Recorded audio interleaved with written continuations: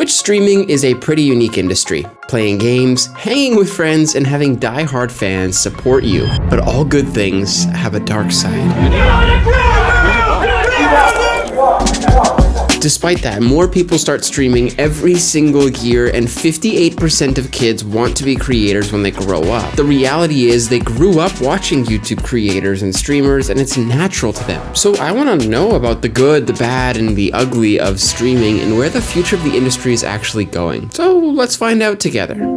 So obviously the streaming industry has grown a lot since the beginning. 16 years ago, Justin Kan, the guy who founded Twitch, streamed his life 24/7 for 8 months straight. Now fast forward and streamers are hosting massive events, setting live stream records, and becoming mainstream celebrities. For it to get to this point, a lot of growth had to happen. Platforms have come and gone. Look at Justin.tv, Mixer, and even Facebook Gaming. And now the industry is super competitive. Twitch, YouTube, Rumble, and even Kick are all vying for attention. Looking back, it used to be such a niche industry. Now the stars of mega popular shows are live streaming on the side of their main acting careers. So how does the system actually work? The way I see it, there's 3 essential pieces to making this industry succeed: the viewers, the streamers, and the platforms. I like to envision this in a pyramid with the viewer at the top because it makes it easier to understand this. I just like triangles. So let's start with the role of the viewer. I think the mainstream world believes that viewers are just people with nothing better to do, but that's wrong. Viewers make the community that's being sold on these platforms. The text box on the side of the stream viewer is the gateway to joining a society and a group that's been created by the streamer. For both the streamer and the platform, this community, this audience is the key to monetization. The easiest example is that the viewer watches ads paying the platform. They also donate to the streamers, benefiting the, I'm pretty sure you know who that benefits. And they also buy monthly subs, benefiting both the streamer and the platform 50-50 in the case of Twitch. If you look at the triangle, there's a lot of risk. If the streamer leaves, then someone else will fill in.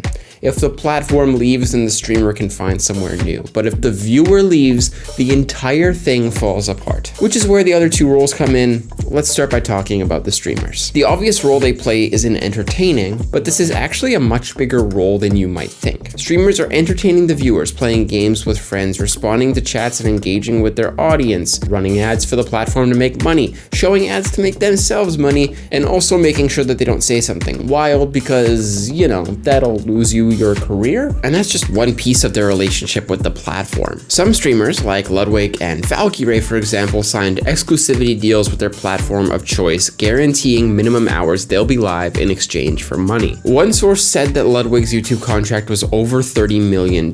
At first I thought there was no way that was possible, and then I heard about XQC's $100 million deal with Kick. Platforms pay a lot to have streamers to advertise on. But what's the alternative? Well, Ninja decided not to sign with a platform, allowing him to spread the ads, the audience, and the revenue across multiple platforms. But this is just one source of revenue for a streamer's business. There's donations, affiliates, sponsors, and other ads, on top of the fact that a lot of streamers also publish content to YouTube, which is a significant source of revenue. So with Ninja, it shows the alternative of not being reliant on a platform, but regardless, these platform dollars are not insignificant. If you compare streamers to TV networks, they're basically doing the role of a bunch of people on a TV network all by themselves. The only job they don't have, well, not entirely, is ad sales. Not to mention that a lot of the platforms don't have organic growth built in. So the streamers have to build platforms outside of streaming to bring people into their streams. To sum it up, we see streaming, they see a lot of roles altogether. I think we've covered the roles that you probably already understand, but what about the platform? The platform's role is to get the best streaming talent for them, find people willing to advertise on their streams, and make sure that the user experience is as good as it can possibly be. Oh, and making sure that everyone's following the rules. Let's talk about the rules. Twitch recently limited creators on how they can advertise, where they can stream, and what they can show on their stream in terms of ads. At the same time, Kick is boasting that they have no rules at all and that you can get a ton of organic traffic. So Where do you win? The thing is with these platforms is that maintaining a fair playing field has never been their goal. Twitch is a business, and even better than that, they're owned by Amazon, so profit is the #1 goal. That means making your streams family friendly and safe to attract as many advertisers as possible. So if you let streamers show their own ads on stream on top of your ads, it's gonna deflect from the ad sales you worked so hard to get. And ultimately, it doesn't matter if you're Joe Schmo with 1 viewer or if you're Kai who just set a subathon record and made the platform tens of millions of dollars. The advertisers will walk if you don't make them happy. And it's no different for Kick either. Stake sponsors them 100% and they have to have their gambling platform benefiting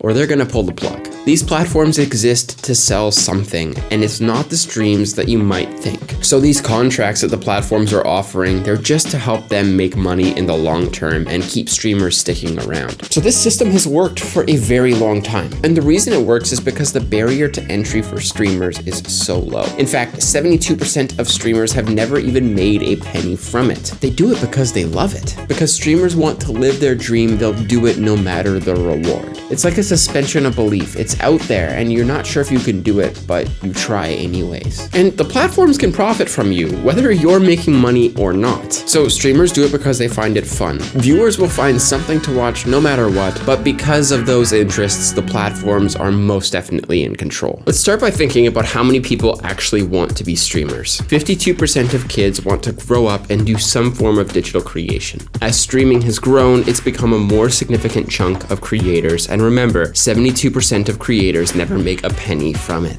This could start some pretty serious jealousy. One very big piece of streaming is that you get to interact with your audience live through the chat. In fact, a lot of streamers actually refer to their chat almost as a character in their streams. Every day I make a gamble.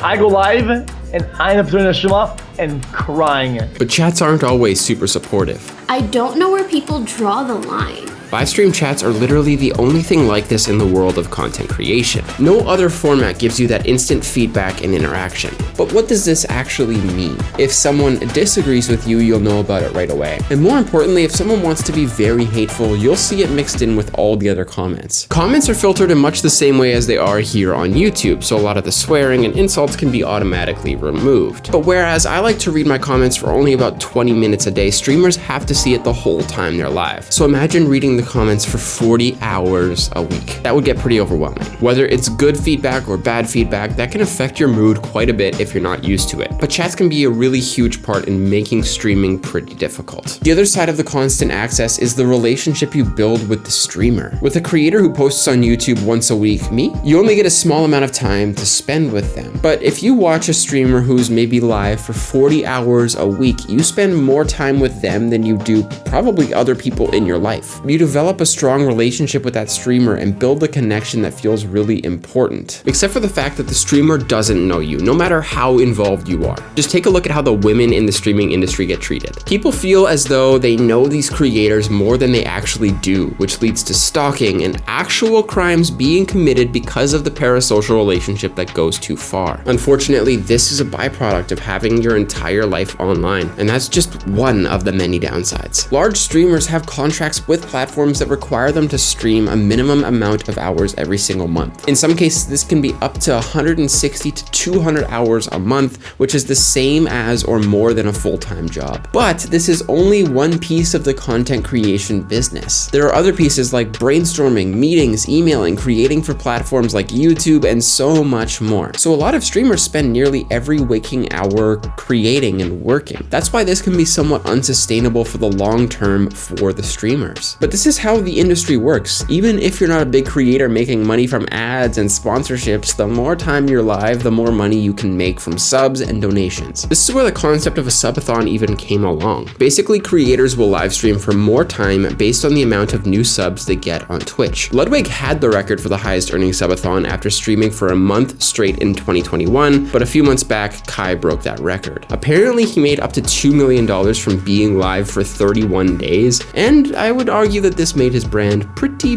big. But that's such a massive commitment for a relatively small amount of gain. Streamers have a responsibility to always do the right thing and follow the rules, and the platforms don't always make this super easy. Last year, Twitch cut the percentage you can make per sub. Earlier this month, Twitch tried to limit how big sponsorship logos can be on your stream, as well as your ability to run your own ads. Just weeks after Kai Cenat's subathon that apparently made Twitch $15 million or more, he got banned for 7 days for simulated sexual content. On the other hand, last year a streamer got banned for the same amount of time for literally having real intercourse while on stream. So even with all these rules, the bans and the restrictions don't always feel very consistent. Basically, going back to that pyramid from before, streamers hold all the risk from both the viewer and the platform. So when Kick and Rumble popped up, relieving some of the risk when it came to the rules, some creators jumped ship from Twitch right away. So yeah, people are live all the time, subject to constant criticism from their chats and have to follow a very strict set of rules, but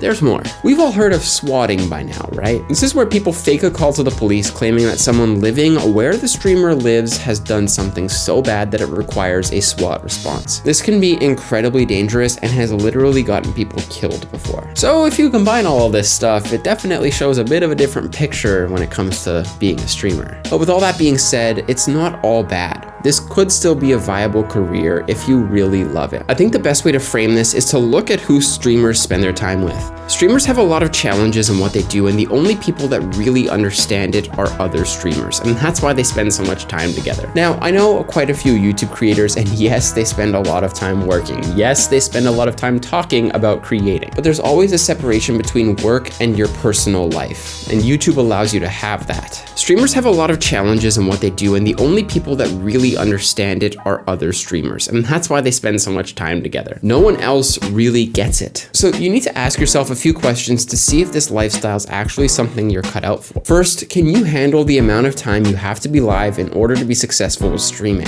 If you like sharing and can handle going live for multiple hours a day for many days a week, then yes, this is perfect for you. Next, how long can you go without any reward? This industry takes a long time to see success in. Overnight growth just isn't a thing. So you have to love the game to go the distance in this career. The streamers that are successful today have been doing this for a very long time. Remember that. But most importantly, do you want to take a chance on yourself? If the alternative is doing something you don't love for the rest of your life, why not take a chance on yourself? There's risks, there's things that could go wrong, but if you're prepared and you know that going in, you're at a huge advantage. The industry is only growing, and all of these rule debates and new platforms, all it serves to do is make the industry stronger and stronger for years to come. Realistically, if there's a better time to start than now, I don't know when it is. This industry is only about 15 years old. And I guess the question is, are you a part of the future of live streaming?